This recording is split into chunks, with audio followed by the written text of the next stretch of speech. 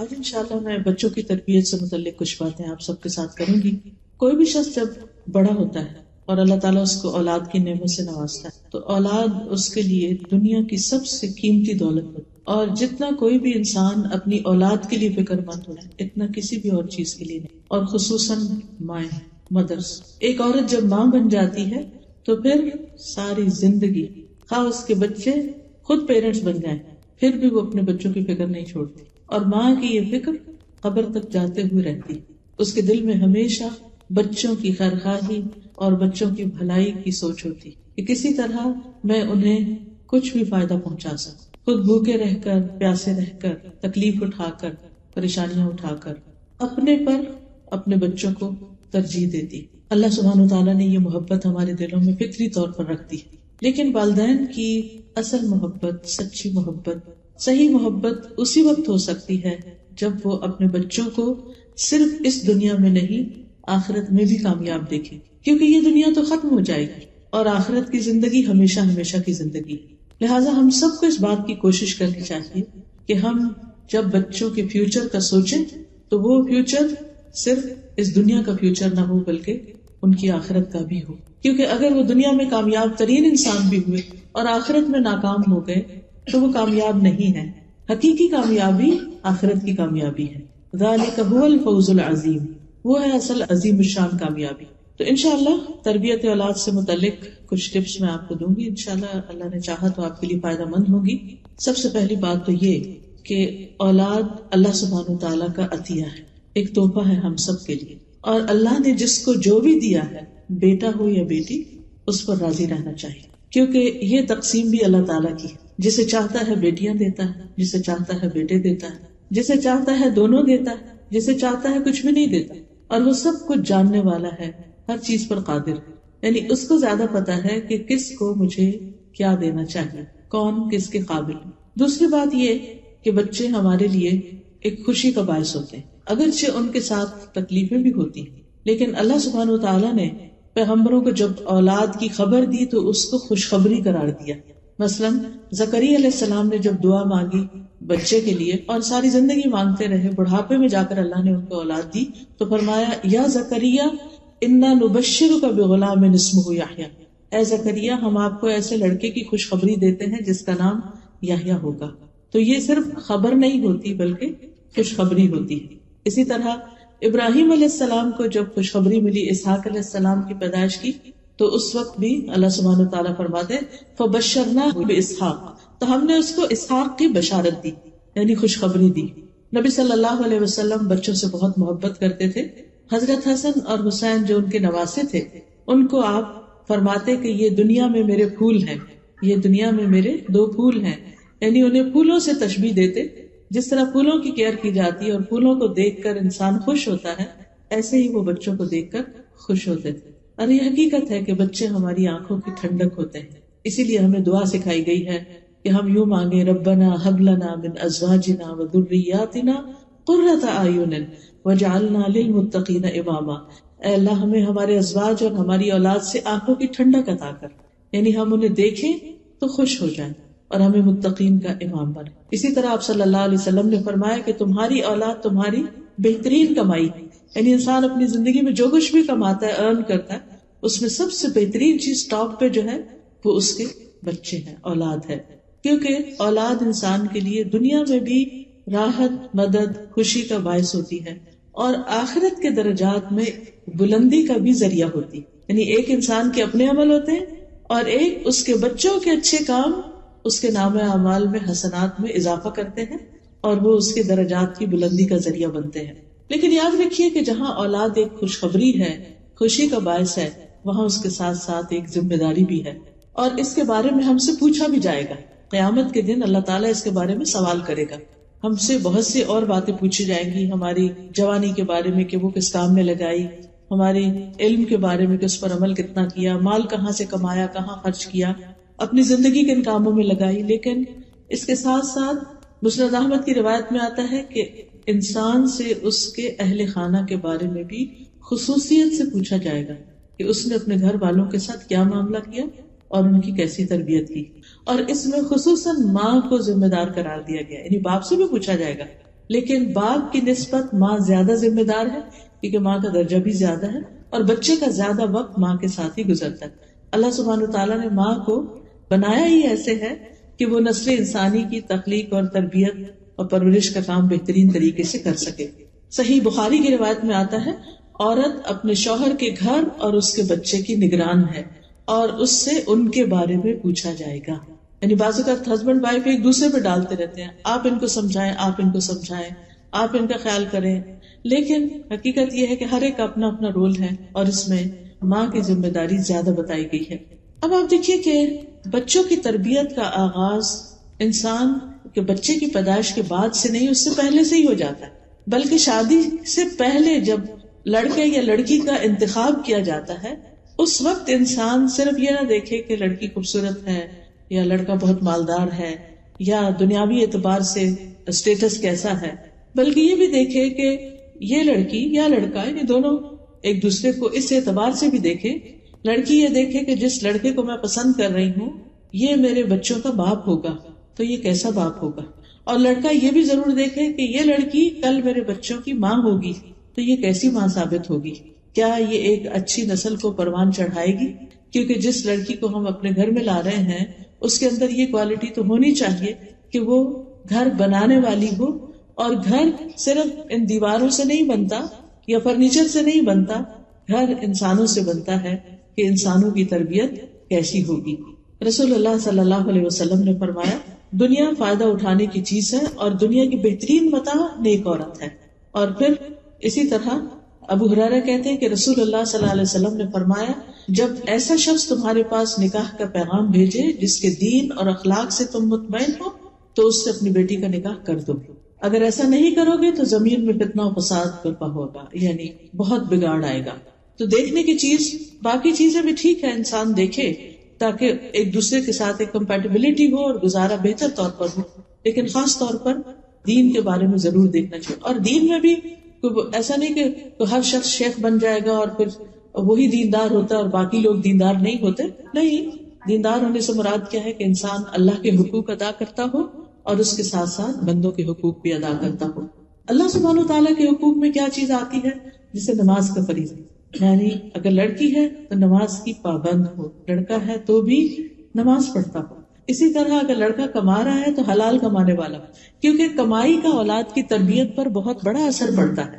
پھر اسی طرح آپ دیکھیے کہ لڑکی ہے تو اس کے بھی یعنی کہ اخلاق کیسا ہے یا شرافت کیسی ہے، اور اس کے ساتھ ساتھ اس میں بھی نماز اور پھر ساتھ حجاب، کیونکہ جس طرح مردوں کے لیے حلال کمانا، اسی طرح عورت کے لیے اس کی عزت عصمت اور اس کی شرم و حیا جو ہے اس کا لحاظ رکھنا بھی ضروری ہے۔ پھر اسی طرح یہ ہے کہ تربیت کے جب باری آتی ہے، یعنی شادی ہو گئی، آپس میں ایک دوسرے کے ساتھ اچھا سلوک ہے، حقوق العباد کی ادائیگی ہے، تو بچوں پر سب سے بڑی چیز جو اثر کرتی ہے وہ ماں باپ کا عمل ہوتا ہے، ان کا آپس کا اچھا سلوک اور تعلق ہوتا ہے۔ جس گھر میں ہسبینڈ وائف ایک دوسرے کو رسپیکٹ دیتے ہیں، ایک دوسرے سے محبت کرتے ہیں، ایک دوسرے کے ساتھ اچھے طریقے سے کمیونیکیٹ کرتے ہیں، اس گھر میں بچے ایک سکون کی فضا میں سانس لیتے ہیں، اور پھر ماں باپ سے بہت سی چیزیں بن کہے سیکھتے ہیں۔ یعنی انسان صرف کسی لیکچر سے تربیت نہیں حاصل کرتا، بلکہ عمل کی تربیت، عملی نمونہ ہونا، رول ماڈلنگ جو ہے وہ بہت اہم ہوتی ہے تربیت میں۔ اگر ہم چاہتے ہیں کہ ہمارے بچے نیک ہوں تو یہ ہمارے کہنے سے نہیں ہوگا، صرف ہمارے تھنکنگ سے نہیں ہوگا، بلکہ اس کے لیے ضروری ہے کہ ہم ان کے سامنے وہ اچھا نمونہ پیش کریں، وہ بن کے دکھائیں جو ہم ان سے چاہتے ہیں کہ وہ بنے۔ اب آپ دیکھیے کہ ہر ماں باپ کی یہ خواہش اور تمنا ہوتی ہے کہ ہمارے بچے نیک ہوں، فرما بردار ہوں، اچھے ہوں، لیکن ماں باپ کو یہ ضرور سوچنا چاہیے کہ کیا ہم اللہ کے فرما بردار ہیں؟ کیا ہم ایک اچھے انسان ہیں؟ کیا ہم اللہ کا اور بندوں کا حق دینے والے ہیں؟ اگر ہم خود نہیں کر رہے تو بچوں سے کس چیز کی ہم توقع کر سکتے؟ پھر اسی طرح آپ دیکھیے کہ اگر ہم چاہتے ہیں کہ ہمارے بچے آئندہ دین کے لیے قربانی کرنے والے ہوں تو ہمیں یہ دیکھنا ہوگا کہ ہم خود کیا قربانیاں کر رہے ہیں، ہم خود اپنے دین کے لیے کیا محنت کر رہے ہیں۔ اگر ہماری زندگی میں غفلت ہے تو وہ خود بخود بچوں میں ٹرانسفر ہوگی، وہ بھی اس کو ایزی لیں گے۔ اگر ہم خود وقت پہ نماز نہیں پڑھ رہے تو بچے کیوں پڑھیں گے؟ چاہے آپ کتنا بھی چلا کے ان کو کہیں کہ اٹھو نماز پڑھو، لیکن آپ نے خود تو پڑھی نہیں، وہ تو آپ سے پلٹ کے پوچھیں کہ آپ نے پڑھ لی، اور نہ بھی کہیں تو وہ دیکھ رہے ہیں کہ اذان ہوئی ہے، وقت ہوا ہے، اور کسی کو بھی فکر نہیں ہے، پرواہ نہیں ہے، کوئی بھی اٹھ کے نماز نہیں پڑھا تو وہ کیوں پڑھیں گے، چاہے انہوں نے کتنا ہی اچھا لیکچر سن رکھا ہو۔ حضرت عائشہ کہتی ہیں جب سے میں نے ہوش سنبھالا میں نے یہی دیکھا کہ میرے والدین اسلام پر ہیں، یعنی اسلام کی حالت میں میں نے ان کو اپنی تربیت کرتے ہوئے دیکھا۔ پھر اسی طرح بعض روایات میں یہ بھی آتا ہے کہ جو ہمارے اسلاف تھے یا نیک لوگ تھے وہ اپنے بچوں کی تربیت کے لیے اللہ کی عبادت میں زیادہ وقت لگاتے تھے، یہ سوچ کر کہ اس کا اثر ہمارے بچوں پر پڑے، ہماری اولاد پر پڑے۔ کسی نے کیا خوب کہا کہ جب بھی میں کسی سلجھے ہوئے نوجوان کو دیکھتا ہوں تو مجھے یقین ہو جاتا ہے کہ ضرور اس کا باپ صالح اور نیک آدمی تھا، جس کا عکس یا ریفلیکشن اس میں نظر آ رہا، کیونکہ قرآن مجید میں اللہ تعالیٰ فرماتے ہیں، سورۃ الکہف ہر جمعے کو پڑھی جاتی ہے، آج بھی آپ نے پڑھی ہوگی، کان ابوہما صالحا، وہ دو بچے جن کا خزانہ زمین میں دفن تھا اور اس کے اوپر دیوار تھی، جب وہ گر گئی تو خضر علیہ السلام نے اس کو بنایا، اور اس کی وجہ یہ بتائی کہ ان کا باپ نیک آدمی تھا، وہ فوت ہو گیا تو اللہ تعالیٰ یہ چاہتا تھا کہ ان بچوں کا خزانہ محفوظ رہے، اس لیے میں نے یہ دیوار بنا دی۔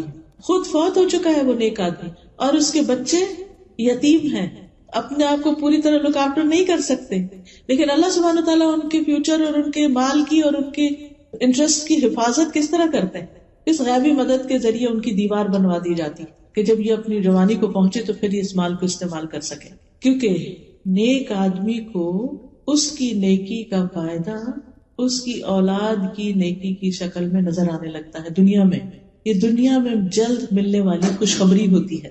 اسی طرح ایک مشہور سپیکر ہیں ڈاکٹر نبیل، وہ کہتے ہیں مجھے جب نوافل کی ادائیگی میں سستی اور کاہلی ہونے لگتی ہے تو مجھے میرے بیٹے اور دنیا کی پریشانیاں یاد آتی ہیں کہ کہیں نفلوں کی ادائیگی میں میری سستی اور کاہلی میری اولاد کی پریشانیوں کا سبب نہ بن جائے، کیونکہ انسان جب نفل پڑھتا ہے، تہجد پڑھتا ہے، تو پھر اپنی اولاد کے لیے دعائیں کرتا ہے، اور اگر کوئی نماز ہی نہیں پڑھتا یا تہجد ہی نہیں پڑھتا تو دعا کس وقت کرے گا، وہ تو دعا کرتے ہوئے بھی شرمائے گا۔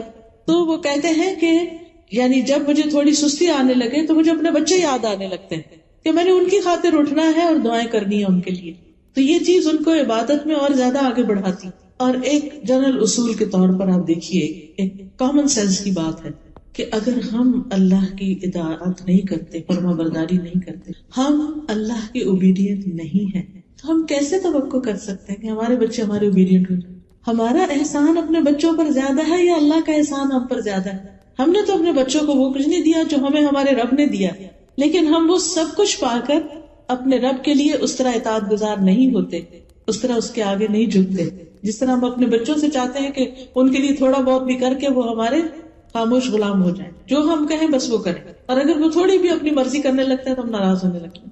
ڈاکٹر نبیل یہ بھی کہتے ہیں کہ میرا ایک دوست تھا کویت میں، ایک بہت اچھے منصب پر تھا، یعنی کہ بہت ہائی پوسٹ پر تھا، لیکن وہ ہر روز چند گھنٹے والنٹیئر کرتا تھا، فلاحی کاموں میں لگاتا تھا۔ تو میں نے اس سے کہا کہ دیکھو اگر تم جو جاب کر رہے ہو اسی میں تھوڑے گھنٹے اور لگاؤ اور محنت کرو تو تمہیں اور زیادہ آگے تم جا سکتے ہو، تو تم اپنا کچھ ٹائم جو ہے وہ والنٹیئر کرنے میں گزار دیتے ہو۔ تو کہنے لگا کہ میں 6 بچوں کا باپ ہوں جن میں سے اکثریت میرے بیٹوں کی ہے، یعنی بوائز ہیں، مجھے ڈر ہے کہ وہ بے راہ روی کا شکار نہ ہو جائیں۔ جب سے میں نے قرآن مجید میں کان ابوہما صالحا کی تفسیر پڑھی ہے کہ ان کا باپ نیک آدمی تھا، اس لیے ان بچوں کی اللہ نے کیئر کی، تو میں نے اپنی زندگی کا ایک بڑا حصہ فلاحی کاموں میں لگا دیا ہے، میں والنٹیئر کرتا ہوں، اور اس کے اثرات میں اپنے بچوں میں دیکھ رہا ہوں، کیونکہ بچے جب دیکھتے ہیں نا کہ ہمارے ماں باپ سب کی خدمت کرتے ہیں، سب کے کام آتے ہیں اور اپنا وقت لگاتے ہیں، تو پھر ان کے اندر اس چیز کی ایک قدر ہوتی ہے، ایک ڈگنیٹی ہوتی ہے۔ لیکن اگر کوئی بچہ یہ دیکھے کہ باپ بیکار پڑا سوتا ہی رہتا ہے اور کوئی کام وقت پہ نہیں کرتا، اپنی ذمہ داریاں بھی نہیں پوری کرتا، کما کے بھی نہیں لاتا، تو وہ اس کے لیے کیسا رول ماڈل ہو؟ اور وہ باپ پھر بچوں سے کیا توقع کر سکتا ہے کہ وہ اس کے لیے کیسے بچے بنے؟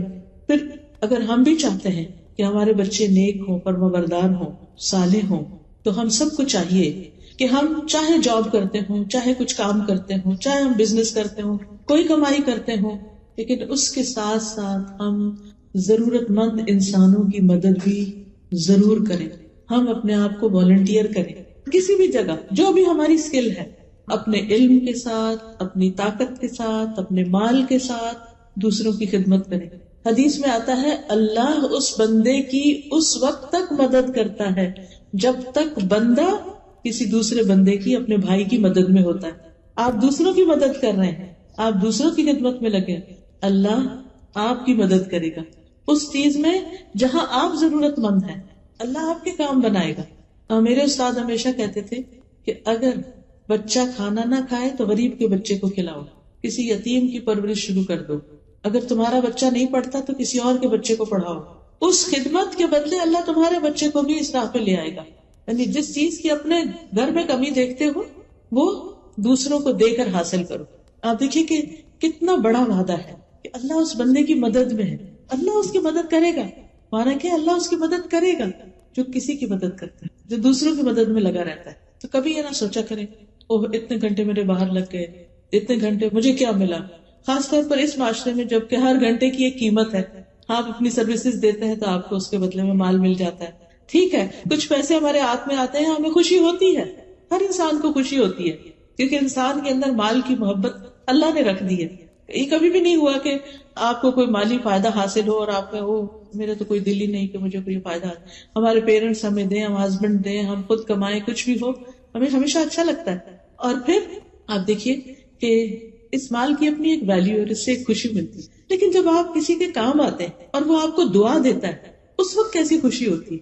کسی کی خدمت کر کے، کسی کی مدد کر کے، کسی کے کام آ کے، ہاں ہم تھک ہی جائیں لیکن اس کے بدلے میں جو ہمیں راحت اور خوشی نصیب ہوتی ہے اور پھر اس وعدے کا یقین کہ میں نے دوسروں کی مدد کی، اللہ میری مدد کرے گا. تو آپ اپنے بہت سے بوجھ اور پریشانیاں اپنے اوپر سے ہٹا دیتے ہیں، اپنے امور اللہ کے سپرد کر دیتے ہیں. یہ کیسے ہو سکتا ہے کہ میں خالص اس کی رضا کے لیے اس کے بندوں کی خدمت کروں اور وہ میری مدد نہ کرے؟ وہ ضرور کرے گا. پھر اسی طرح عبداللہ بن مسعود کے بارے میں آتا ہے کہ وہ رات کو جب نوافل ادا کر رہے ہوتے تھے، تہجد پڑھ رہے ہوتے تھے، تو سامنے اپنے بچے کو سویا دیکھ کر کہا کرتے تھے من اجلک یا بنیا، تیری خاطر اے میرے بچے. یا بنیا کا مطلب کیا ہے؟ اے میرے بچے، تیرے روشن مستقبل کی خاطر، تیرے برائٹ فیوچر کی خاطر میں اپنی نماز میں اضافہ کر لیتا ہوں. ابن مسیب ایک تابعی ہے، سعید ابن مسیب، کہتے ہیں اے میرے بیٹے میں تمہاری وجہ سے نماز کو لمبا کرتا ہوں اس امید پہ کہ تمہارے بارے میں میری حفاظت کی جائے گی، یعنی تمہارے بارے میں مجھ سے جو سوال کیا جائے گا قیامت کے دن اس کے بارے میں مجھے پکڑ نہیں ہوگی. اور پھر اسی آیت کی تلاوت کی وَكَانَ أَبُوهُمَا صَالِحًا.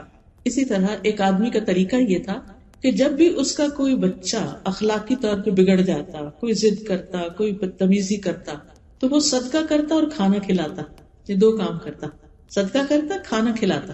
کیوں؟ کیونکہ قرآن مجید کی آیت میں آتا ہے خذ من اموالہم صدقۃ تطہرہم وتزکیہم بہا، ان کے مالوں سے صدقہ لے کر اس کے ساتھ انہیں پاک کرے گا اور انہیں صاف کرے گا.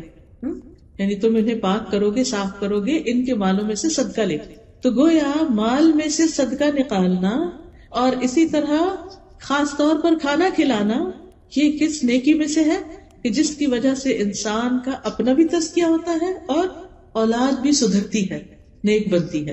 اور وہ شخص کہتا اے اللہ یہ صدقہ میرے بیٹے کے اخلاقی تزکیے کے لیے، یہ جو میں صدقہ کر رہا ہوں یہ میں اس نیت سے کر رہا ہوں کہ میرے بیٹے کو نیک بنا دوں. پس بے شک یہ اخلاقی بے رہروی میرے لیے اس کی بیماری سے زیادہ شدید ہے. یعنی بچہ بیمار ہو فزیکلی وہ کم درجے کی مصیبت ہے، لیکن اگر وہ بگڑ جائے اور بے راہ ہو جائے تو وہ بہت بڑی مصیبت ہے. پھر اسی طرح ایک اور آدمی کا واقعہ یہ ملتا ہے کہ اس کے پاس اتنا نہیں تھا جس سے وہ بہت زیادہ مالی صدقہ کر سکے، وہ بس اتنا ہی کماتا تھا جس سے اس کی اپنی گزران ہوتی تھی، اس کے پاس دینے کے لیے زیادہ نہیں ہوتا تھا.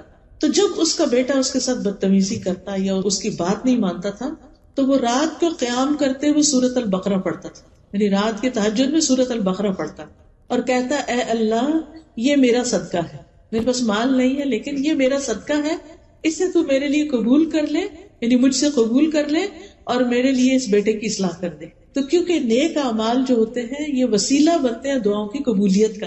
ہم نیک لوگوں کو وسیلہ بناتے ہیں، ان کی نیکی تو ان کے ساتھ ہے.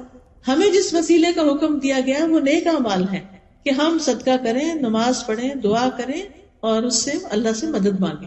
اسی طرح ہمیں یہ یاد رکھنا چاہیے کہ ہم اپنے بچوں کی اصلاح کس طرح کریں، اس نیت کے ساتھ اللہ کی عبادت کر کے کہ یہ بچے سدھر جائیں.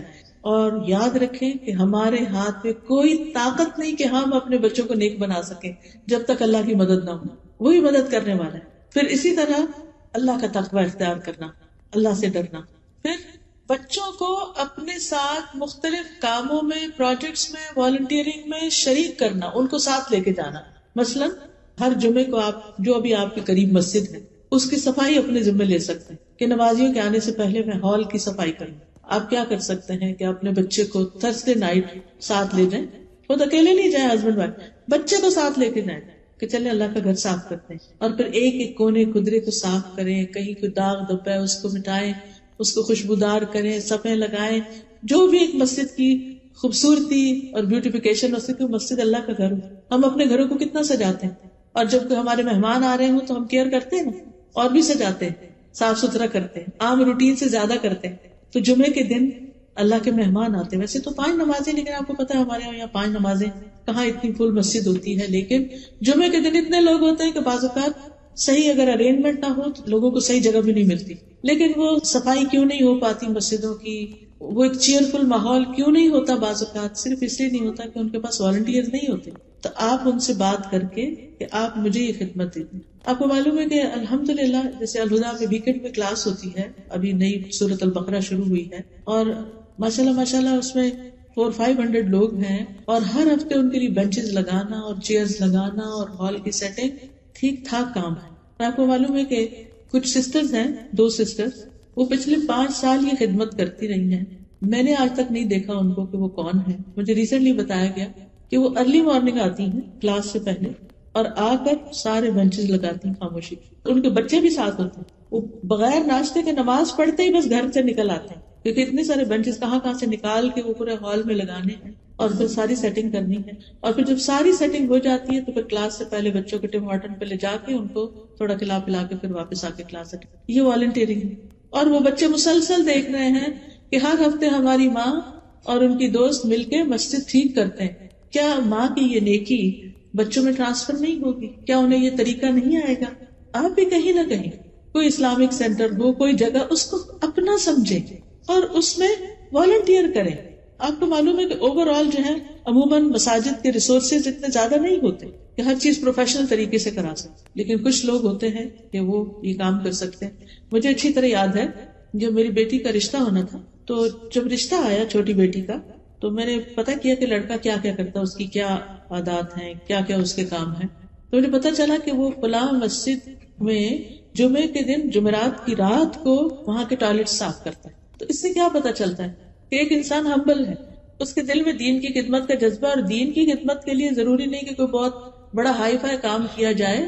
مسجد کا ٹوائلٹ صاف کرنا ہم کیوں کریں؟ کلینر کیوں نہیں رکھ لیتے؟ بعض اوقات چھوٹے سیٹ اپ ہوتے ہیں، وہ نہیں رکھ سکتے یہ سب کچھ. بعض اوقات اتنی ڈونیشنز بھی نہیں ہوتی، اور اگر ہو بھی تو جو کام ہم کریں گے وہ کلینر تھوڑی کر سکتے. تو اگر young boys, university going boys آپ کے ہیں، ساتھ لگائیں اور انہیں کہ چلیں کام کریں. اس بہانے مسجد میں جا کے ایک نماز ہی پڑھ لیں.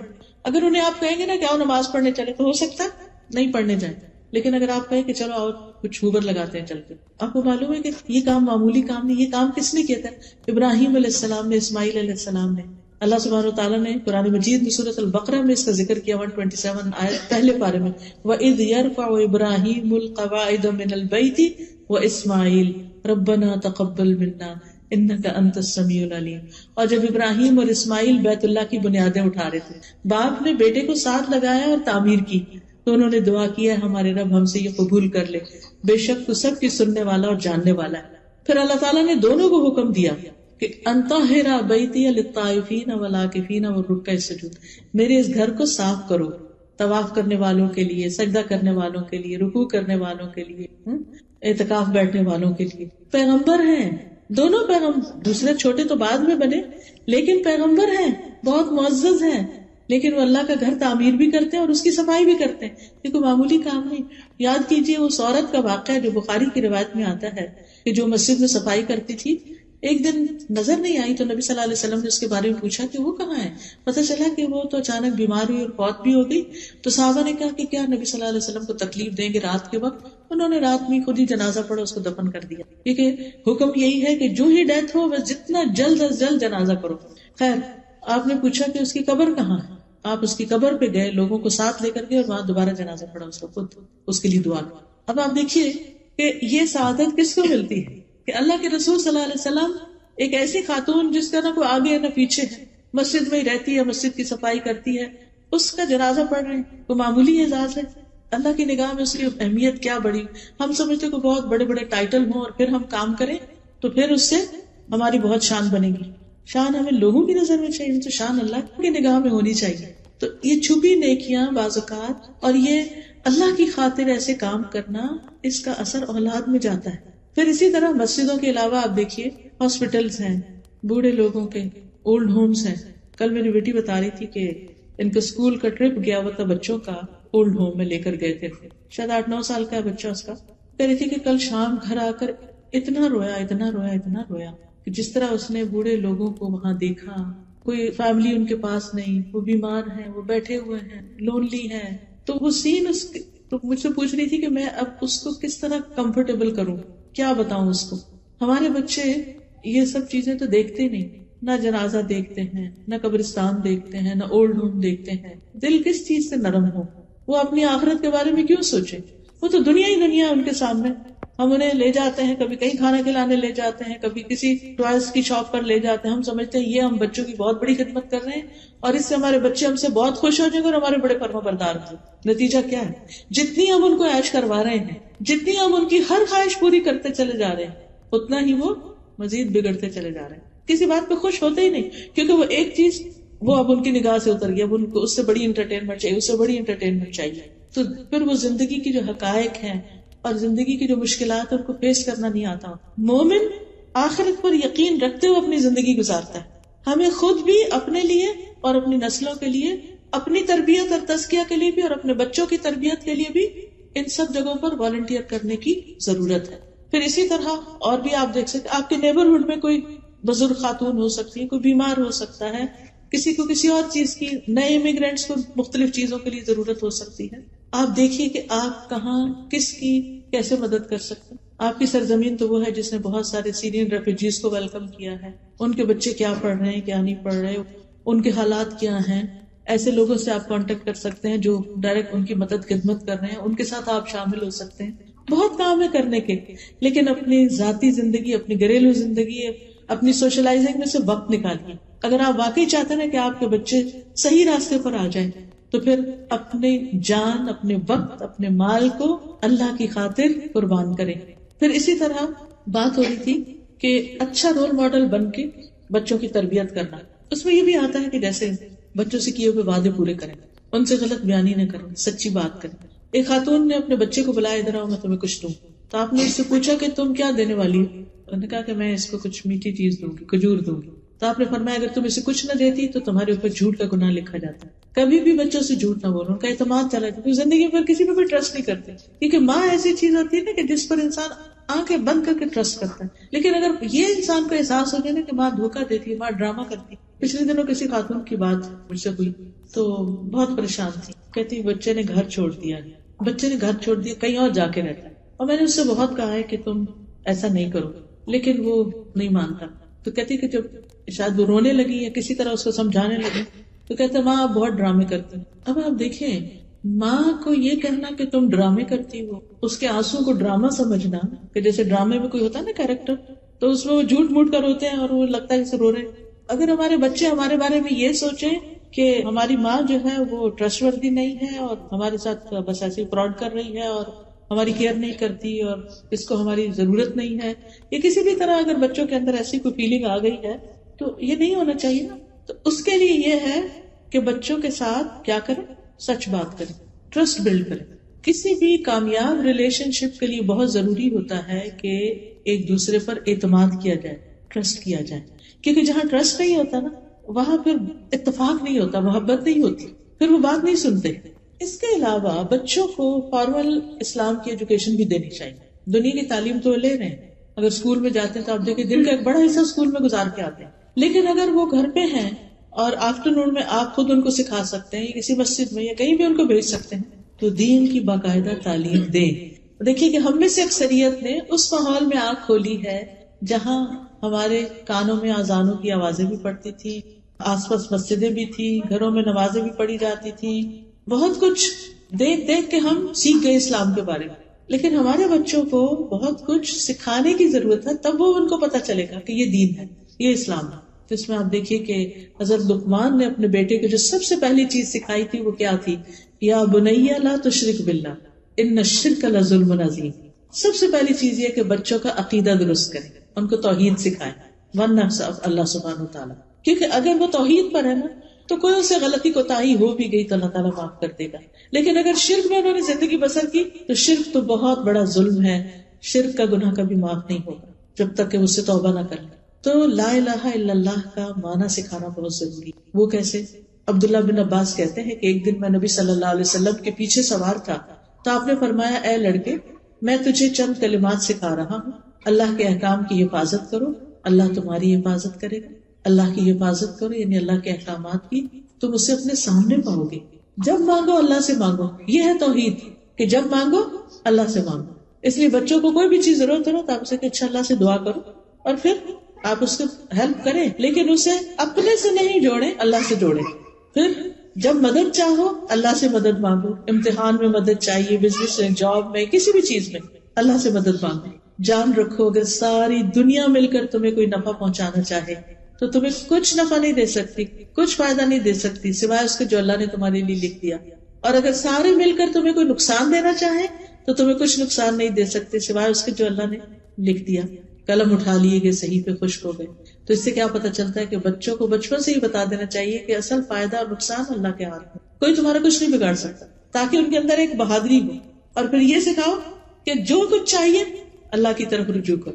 یہ ہے توحید. آپ کو معلوم ہے کہ حضرت یعقوب علیہ السلام کی جب وفات ہوئی تو وفات سے پہلے وہ اپنے بچوں کو جو وصیت کر رہے تھے اس کے بارے میں قرآن میں آتا ہے، ام کنتم شہداء اذ حضر یعقوب الموت اذ قال لبنیہ ما تعبدون من بعدی قالوا نعبد الہک والہ آبائک ابراہیم واسماعیل واسحاق الہ واحدا ونحن لہ مسلمون.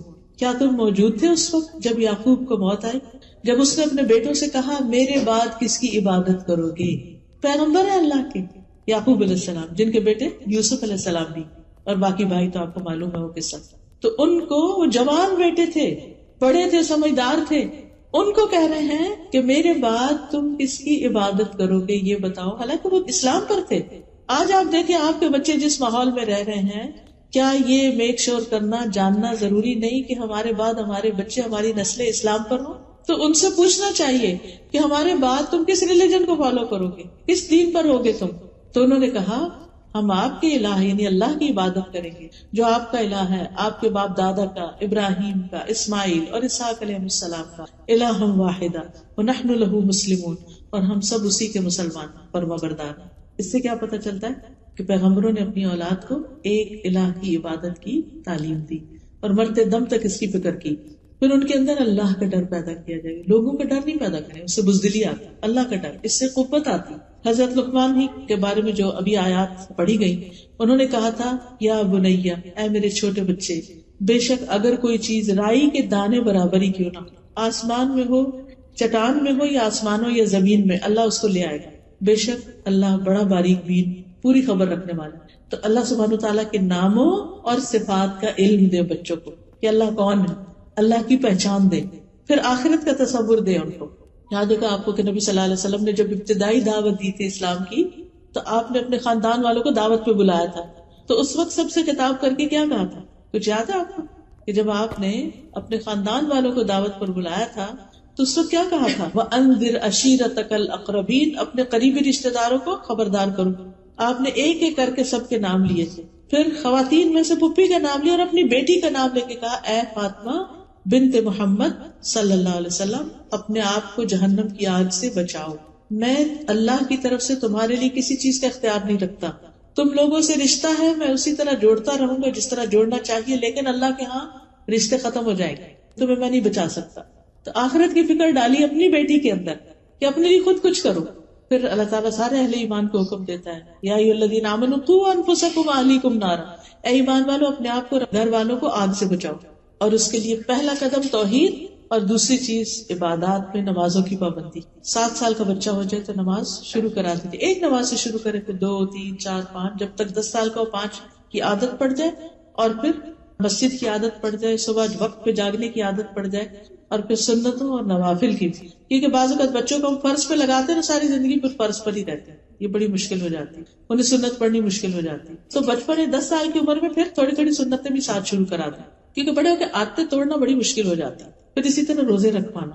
ربیہ کہتی ہیں کہ ہم عاشورہ کا روزہ خود بھی رکھتے, بچوں کو بھی رکھواتے, اور جب مسجد جاتے تو ان کے لیے اون کا کھلونا بناتے. جب کوئی افطار کے قریب کھانے کے لیے روتا تو ہم اس کو کھلونا دے دیتے کہ کھیلو, دل بہلاؤ, روزہ رکھو. یعنی چھوٹے بچوں کو بھی روزہ پورا کرواتے, بچوں کو حج عمرے پہ لے کے جانا. بعض اوقات ہم ہالیڈیز پہ ادھر جا رہے ہیں ادھر جا رہے ہیں, لیکن اللہ کے گھر لے جانے سے بہت فرق پڑتا ہے. ایمان تازہ ہوتا ہے, ان کے اندر یقین پیدا ہوتا ہے, وہ جو شک والی کیفیت ہے نا وہ دور ہوتی ہے.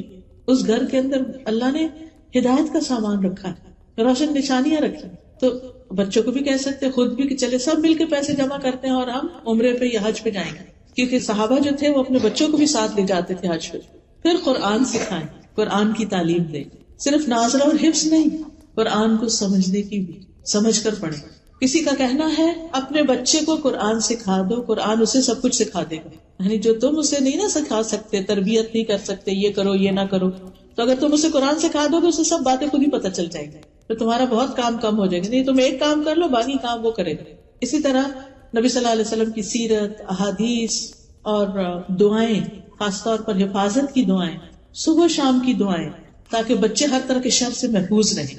جب چھوٹے ہوتے ہیں تو مائیں خود پڑھ پڑھ کے دم کرتی رہتی ہے, لیکن جب بڑے ہو جاتے ہیں پھر کوئی بھی نہیں پڑھتا, تو یا مائیں دور سے پڑھ رہی ہوتی ہے, نہیں ان کو سکھاتے وہ خود پڑھیں اپنے اوپر. چوتھی چیز جو ہے وہ ہے اخلاق سکھانا, اخلاق اور تمیز اور آداب اور مینرز, سویلائزڈ اور مہذب بچے, عمدہ آداب, اچھے اخلاق. اور اس میں پہلی چیز یہ ہے کہ کسی کے ساتھ برا سلوک نہ کریں, کسی کے لیے بہت کچھ نہ بھی کر سکے تو برا سلوک نہیں کریں, گالی گلوچ نہ دیں, لڑائی جھگڑا نہ کریں, کسی کے کھلونے نہ چھینے, کسی کی کوئی چیز چرا کے نہ گھر میں لے آئیں. ہوتا ہے نا بعض اوقات بچے اسکول میں ان کو کسی کی چیز پسند آتی ہے, وہ کہتے لاؤ ادھر میں لے لوں, زبردستی بھی لے لیتے ایک دوسرے سے. ان کو کانسیپٹ ہی نہیں ہوتا چوری ووری کا, ان کو یہ ہوتا بس یہ چیز مجھے اچھی لگی ہے تو یہ تو مجھے ہی چاہیے. تو یہ بچپن سے ہی تمیز سکھانے کی کہ کسی کی چیز ہماری چیز نہیں ہے, ہم نہیں لے سکتے. حضرت لقمان کی نصیحتوں میں کیا ابھی سنا آپ نے, عربی میں چونکہ آیات تھی, انہوں نے کہا میرے چھوٹے بیٹے نماز قائم کرو, نیکی کا حکم دو, برائی سے منع کرو, اس مصیبت پر صبر کرو جو تمہیں پہنچی ہے. سبحان اللہ, چھوٹے بچے کو سکھایا جا رہا ہے کہ صبر کرو. اب جو بچہ چھوٹی سی چوٹ لگ چیخنا پکارنا شروع کر دیتا ہے تو اس کو ہر وقت چیخنے کی اجازت نہ دیں. اور پھر کہا کہ یہ ہمت کے کاموں میں سے ہے, لوگوں کے لیے اپنا رخسار نہ پھلاؤ, منہ پھلا کے مت بیٹھو, زمین میں اکڑ کے نہ چلو. اللہ کسی اکڑنے والے فخر کرنے والے سے محبت نہیں رکھتا. اپنی چال درمیانی رکھو, اپنی آواز نیچی رکھو, سب آوازوں سے بری یقیناً گدھوں کی آواز ہوتی ہے. یہ انہوں نے اپنے بچے کو تمیز سکھائی, ایٹیکیٹس اور مینرز. ہمارا فرض بھی بنتا ہے کہ ہم بچوں کو ہر طرح کے آداب سکھائیں, لباس پہننے کے, سونے کے, جاگنے کے, گھر سے نکلنے, گھر میں داخل ہونے, سواری پر بیٹھنے کے, زندگی کے سارے معاملات میں. لیکن یہ سب کچھ اسی وقت سکھایا جا سکتا ہے جب ہم خود بھی سیکھیں, ہمیں خود بھی آتا ہو. پھر اسی طرح گھر میں آتے ہوئے اجازت لینے کے, کسی کی چیز اٹھاتے ہوئے, ایون بہن بھائیوں کی بھی چیز لینی ہے نا تو وہ طریقہ سکھائیں کہ دیکھو اجازت سے لینی, زبردستی نہیں لینی کسی کی چیز. پھر اسی طرح گفتگو کے آداب, چیخنے چلانے کی اجازت نہ دیں, اپنا لہجہ درست رکھیں بچے. لیکن مشکل یہ ہے نا کہ اگر ہم مائیں خود چیخیں چلائیں گی تو پھر بچے کیسے سمجھیں گے. اس کے لیے آپ کو چھوٹی سی ٹپ دیتی ہوں. سورۃ لقمان کی یہی آیت جو ہے نا, وَاقْصِدْ فِي مَشْيِكَ وَاغْضُضْ مِنْ صَوْتِكَ إِنَّ أَنكَرَ الْأَصْوَاتِ لَصَوْتُ الْحَمِيرِ, اس کو زبانی یاد کر اور دن میں کئی دفعہ پڑھ کہ اللہ کو یہ آواز ناپسند ہے جو ہم چیخ چلا کے بچوں کو بولتے ہیں نا, اللہ اسے گدھوں کی آواز سے تعبیر کرتا ہے. یہ نہیں کرنا, بار بار اپنے آپ کو ریمائنڈ کرنا. سورۃ لقمان کی آیت نمبر 19 ہے. ٹھیک ہے, اور ذرا اگر اس سے پیچھے سے چلے ہم تھوڑا سا, وَلَا تُسَعِّرْ خَدَّكَ لِلنَّاسِ, منہ موڑ کے نہیں بات کرتے. یہ نہیں کہ ہم کوکنگ کر رہے ہیں اور بچہ کو بات کر رہا ہے تو ہم ایسے منہ کر رہے ہیں اور اپنا کام کر رہے ہیں. نہیں, اس کی طرف دیکھیں تاکہ وہ امپورٹنٹ فیل کرے اپنے آپ کہ میری ماں مجھے توجہ دیتی. یہ کسی کو اگنور کرنا جو ہے بہت انسلٹنگ ہوتا ہے. نبی صلی اللہ علیہ وسلم جس سے بات کرتے تو اس کی طرف توجہ فرماتے. پھر کیا, وَلَا تَمْشِ فِي الْأَرْضِ مَرَحًا, زمین پہ اکڑ کے نہ چلو. إِنَّ اللَّهَ لَا يُحِبُّ كُلَّ مُخْتَالٍ فَخُورٍ, اللہ کو کوئی بھی خود پسند فخر کرنے والا پسند نہیں. وَاقْصِدْ فِي مَشْيِكَ وَاغْضُضْ مِنْ صَوْتِكَ إِنَّ أَنكَرَ الْأَصْوَاتِ لَصَوْتُ الْحَمِيرِ, اپنی چال درمیانہ رکھو اپنی آواز نیچی رکھو، بے شک سب آوازوں سے بری آواز گدھوں کی آواز ہے. اس کو بار بار پڑھیں پورا ہفتے کے لیے، بس اس کو پریکٹس کرتے رہیں اور امیجنیشن میں لائیں کہ اس وقت میں کیسے لگ رہی. خود بخود آپ پھر ٹھیک ہوئیں گے. اپنے آپ کو خود دیکھیں. اب دیکھیں ہم شیشے میں دیکھتے ہیں یہ تو ٹھیک نہیں لگ رہا، نہیں اس کا ایسے نہیں، ایسا نہیں، یہ تو سینٹر میں نہیں ہے، یہ تو صحیح نہیں، یہاں تو کچھ بل پڑ رہا ہے، اس کو بھی ٹھیک کرنے کی ضرورت ہے. قرآن بھی ٹھیک. میں نے دیکھا بچیوں کو جیسے الوداع میں بھی وضو کرنے آتی اتنی دیر لگاتی ہے اسکارف ٹھیک ہو رہا ہے، ادھر سے دیکھتے ادھر سے دیکھتے ہیں. ٹھیک ہے ان کی عمر ہے، میں سمجھتی ہوں کہ سب سے امپورٹنٹ چیز ان کے لیے اسکارف ٹھیک کرنا.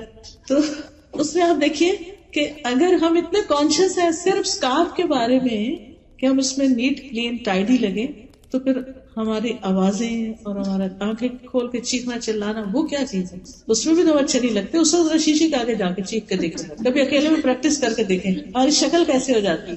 تو یہ شکل اگر ہم ایک سے زیادہ دفعہ بچوں کو دن میں دکھا رہے ہیں تو اس سے بچنے کی ضرورت ہے. پھر اسی طرح رازوں کی حفاظت کرنا. اگر کوئی کہنا کہ مجھے فلانی بات کی میں نہیں بتاؤں گا، تو آپ اسے نہیں کہیں مجھے تو بتانی ہوگی، مجھے بتاؤ.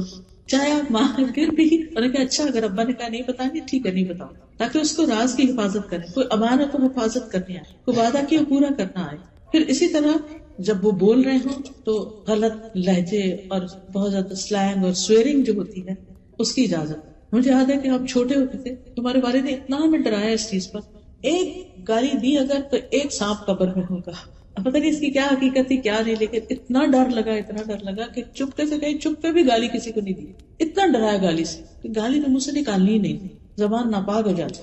آج آپ دیکھیں گے ہم پگ کا لفظ بولتے ہوئے تو مسئلے کا شکار ہو جاتے ہیں کہ نہیں یہ تو آپ نے بچوں کو اسکول میں کتاب کیوں پڑھا دی گئی، اور یہ اس کو تم اتنا بڑا ایشو بنا لیتے اور اس کو گالی بنا دی. لیکن اور جو وہ ادھر ادھر کی گالیاں بول رہے ہیں اس کے ہم شاید خود بھی نہ پتا ہو کیا کہہ رہے ہیں. اس چیز کو بہت کانشیس رہے، زبان صاف رہے. ٹھیک ہے ایک دفعہ جب وہ زبان پہ ایسی چیزیں چڑھ جاتی ہیں تو پھر وہ ہمیشہ اسی طرح بولتے ہیں اور شروع میں ہنستے ہیں ہم بچوں پر کہ دیکھو اس نے کوئی نیا لفظ سیکھی ہے، لیکن بعد میں وہی چیزیں نقصان کا باعث بنتی ہیں. اور قبر میں سانپ ہے ہی نہیں، لیکن ہمارے اعمال نامے میں یہ چیزیں لکھی جا رہی ہیں اور کل قیامت کو دیکھنی بھی ہوگی. اسی طرح یہ کہ بچوں کو اچھا ماحول دیں، گھر کے اندر بھی لیکن باہر جہاں دوستوں میں یا کسی سینٹر میں یا کہیں بھی بچوں کا کوئی کلب ہے وہاں بھی دیکھ بھال کے لے جائیں کہ اور بچے کس قسم کے آتے ہیں وہاں پر، کیونکہ بچے اپنے دوستوں کو بہت کاپی کرتے ہیں. تربیت میں ایک حصہ آپ کا ہے لیکن ایک حصہ ان کے ماحول کا ہے، یعنی جو گھر سے باہر کا ہوتا ہے کہ ان کے فرینڈز کیسے. اچھے بھلے بچے دین سے دور ہو جاتے ہیں صرف اس وجہ سے کہ فرینڈز جو ہے وہ دین پر نہیں. حدیث میں آتا ہے صاف طور پر کہ انسان اپنے دوست کے دین پر ہوتا ہے. اسے چاہیے کہ دیکھے کہ وہ کس کو دوست بنا رہا ہے، کس کی کمپنی میں رہتا ہے. آپ جو کچھ ہے نا اپنی کمپنی کی پیداوار ہے. اس لیے اچھے لوگوں کے ساتھ، نیک لوگوں کے ساتھ خود بھی بیٹھیں، ان کو بھی لے جائیں، اس مجلس کی آداب سکھائیں. ٹھیک ہے جب بچے شور کر رہے ہوں تو کسی الگ کمرے میں لے کے بیٹھے، لیکن میں نے دیکھا کہ کچھ مائیں اپنے چھوٹے بچوں کو مسجد میں لاتی ہیں جیسے اللہ تعالیٰ سمجھا سکھا کے پاس بٹھاتی ہیں اور بچے آرام سے بیٹھے رہتے. میں حیرت سے دیکھتی رہتی ہوں کہ پورا خطبہ اس بچے نے سن لیا بغیر کچھ گڑبڑ کیے، کیونکہ بچپن سے ماں کو لانے کی عادت تھی اور سمجھا کے لائے یہاں بھاگنا نہیں، یہاں بولنا نہیں، یہاں کچھ کرنا نہیں، یہ اللہ کا گھر ہے، یہ اللہ کا گھر ہے. تو اس سے کیا ہوگا کہ اس کے دل میں جو ہی مسجد دیکھے گا اندر آئے گا، آٹومیٹیکلی اس میں یہ چیز آئے گی کہ یہاں نہیں بھاگنا، یہ نہیں. لیکن اگر ہم لے تو جائیں مسجد اور اس کے بعد اپنی دوستوں کے ساتھ لگ جائیں اور بچے ہر طرح کی بدتمیزیاں کرتے پھریں تو اس سے پھر وہ کیا سیکھیں گے. تو پہلے سے ذہن بنا کے لائیں ہم اللہ کے گھر جا رہے ہیں. جیسے ہم کسی دوست کے گھر جاتے ہیں، ہم فلاں آنٹی کے گھر جا رہے ہیں، فلاں جگہ جا رہے ہیں، ہم مال جا رہے ہیں، ہم فلاں کھیلنے جا رہے ہیں. لیکن جب مسجد آئے تو ہم مسجد جا رہے ہیں اور مسجد میں جا کے ہم یہ کریں گے وہاں، اور اس کے لیے موٹیویٹ کریں گے کتنا اجر اور کتنا ثواب ہے. پھر اسی طرح لوگوں کی خدمت کی عادت اگر بچپن سے ہی ہو جائے تو بہت اچھی. اور اس میں ظاہر ہے کہ پھر رول ماڈل تو آپ ہی ہوگے. گھر میں اگر آپ کی ساس ہیں، بڑی امی ہیں، تو ان کے پاس ڈیلی بیٹھنا، وقت نکالنا، ان کی تھوڑی خدمت کرنا اور بچوں کو ساتھ لگانا کہ اچھا چلو تم بھی لگو، چلو میں ان کے پاؤں دبا رہی ہوں تم ہاتھ دباؤ. وہ تھوڑی دیر دبائیں گے پھر بھاگ جائیں گے، بور ہو جائیں گے، پھر آئیں گے پھر، لیکن کرتے کرتے کرتے ان کو عادت ہو جائے گی. حضرت انس کہتے ہیں کہ جب نبی صلی اللہ علیہ وسلم مدینہ آئے تو میری عمر 10 سال تھی. میری مائیں، نانی، خالہ وغیرہ مجھے نبی صلی اللہ علیہ وسلم کی خدمت کی مسلسل تاکید کرتی تھی اور میں نے آپ کی 10 سال خدمت کی. حضرت انس آپ کے ساتھ رہے. تو کس نے سکھایا تھا کہ نبی صلی اللہ علیہ وسلم کی خدمت کرنا؟ ماں نے سکھایا تھا. اور وہ کہتے ہیں کہ جب آپ کی وفات ہوئی تو میں 20 سال کا تھا اور یعنی بہت سے احکامات انہوں نے صرف دیکھ دیکھ کے گھروں میں سیکھے تھے. پھر اسی طرح اگر ممکن ہو تو بچوں کو کسی اسکالر یا کسی ایسے شخص کی کمپنی میں دیں کہ جو ان کو بہت سی اور چیزیں بھی ساتھ رکھ کے سکھا سکے. یا اگر دنیا کی تعلیم تربیت بھی دینی ہے تو اس میں آپ دیکھیے کہ جیسے اگر کھانا پکانا ہے یا اور گھر کے کام ہیں اگر آپ خود سکھا سکتے ہیں، یا بعض اوقات آپ کی کوئی بہن یا بانجی یا کوئی اور، تو ان کے ساتھ تھوڑی دیر انہیں چھوڑیں کہ ان سے بھی سیکھیں چیزیں. اس سے تھوڑا ان کو ویرائٹی بھی مل جاتی ہے اور ڈفرینٹ لوگوں سے ڈفرینٹ چیزیں بھی وہ سیکھ سکتے ہیں. تو باصلاحیت لوگوں کی نگرانی میں بچوں کو دینا، ان کی کمپنی دینا. بچوں کو ہر وقت صرف بچوں میں نہیں رہنا چاہیے، یہ یاد رکھیے، کیونکہ جو بچے ہر وقت بچوں میں رہتے ہیں وہ کبھی بڑے نہیں ہو پاتے. جب آپ بڑے لوگ بیٹھے ہوں تو ان کو بھی بیچ میں ساتھ بٹھائیے، چاہے زیادہ دیر نہیں لیکن کچھ دیر ضرور بٹھائیے تاکہ وہ بڑوں کی کارآمد گفتگو سنے اور اس کو یاد رکھے. آپ کو معلوم ہے کہ حضرت انس جو تھے وہ چھوٹے تھے لیکن کتنی باتیں انہوں نے نوٹ کی. وہ کہتے ہیں کہ میں نے رسول اللہ صلی اللہ علیہ وسلم سے بڑھ کر کسی کو بچوں کے ساتھ شفقت کرنے والا نہیں پایا. پھر اسی طرح ہم دیکھتے ہیں کہ آپ صلی اللہ علیہ وسلم حضرت ابن عباس کو دعائیں دیتے ہیں. چھوٹے سے بچے ہیں، آپ کے گھر میں رات رہنے کے لیے آتے ہیں اپنی خالہ کے پاس کیونکہ ان کی اہلیہ تھی نبی صلی اللہ علیہ وسلم کی. پھر اسی طرح بچوں کو بول کے بھی محبت کا اظہار کریں. نبی صلی اللہ علیہ وسلم نے حضرت حسن کے لیے فرمایا اللہم انی احبہ، اللہ میں حسن سے محبت کرتا ہوں، فاحبہ، آپ بھی اس سے محبت کریں. واحبب من یحب، اور آپ اس سے بھی محبت کریں جو حسن سے محبت کریں. یعنی آپ بچوں کا احساس دلائیں، بول کے بھی کہیں کہ آپ مجھے اچھے لگتے ہیں. پھر پیار سے مخاطب کریں، نک نیم بھی رکھ سکتے ہیں، ان کو توجہ دیں، ان کے ساتھ بچوں کی طرح کھیل کھیلیں. نبی صلی اللہ علیہ وسلم نماز سے سر نہیں اٹھاتے تھے جب بچے آ کے بیٹھ جاتے تھے کمر پر. پھر اسی طرح بچوں کے ساتھ کھیلنا، جیسے پکڑن پکڑائی یا کچھ. حضرت حسین گلی میں کھیل رہے تھے، نبی صلی اللہ علیہ وسلم اپنے ساتھیوں کے ساتھ جا رہے تھے، آپ نے ان کو چھوڑا، آگے بڑھ کے حضرت حسین کو پکڑا اور وہ آگے آگے بھاگنے لگی. تو پھر آپ نے ان کا ایک ہاتھ یہاں تھوڑی کے نیچے رکھا، دوسرا سر کے پیچھے سے یوں کر کے ان کو اوپر کیا اور ان کو کس کیا اور پھر چلے گئے اور بھاگ کے پیچھے سے پکڑا تھا. ان چیزوں سے بچے بہت خوش ہوتے ہیں، ان کا کانفیڈینس بحال ہوتا ہے، وہ شیئر کر سکتے ہیں، وہ ریلیٹ کر سکتے ہیں، کیونکہ عمر کا تو فرق ہے ہی، لیکن آپ کا جو رویہ ہے وہ اس فرق کو بہت تھوڑا کر دے گا. لیکن اگر آپ بہت سنجیدہ ان کے ساتھ اور وہ اپنے دل کی بات شیئر ہی نہیں آپ سے کر سکتے تو یہ اچھی بات نہیں، پھر آپ ان کو کہہ بھی نہیں سکتے کچھ. پھر اسی طرح اگر بچے بیمار ہو جائیں تو ان کا خیال کرنا، پھر ان کا علاج کرانا، لیکن اوور ڈوز نہیں کرنا. کچھ مائیں اتنی زیادہ کانشیس ہوتی ہے کہ چھوٹے چھوٹے بچوں کو بار بار ڈاکٹر کے پاس لے جانا اور بار بار ان کو خوب دوائیاں دے کے بچپن میں ان کی امیونٹی خراب کرنا، تو اس چیز سے بچنا چاہیے. پھر بڑے بچوں کو بھی پیار کرنا.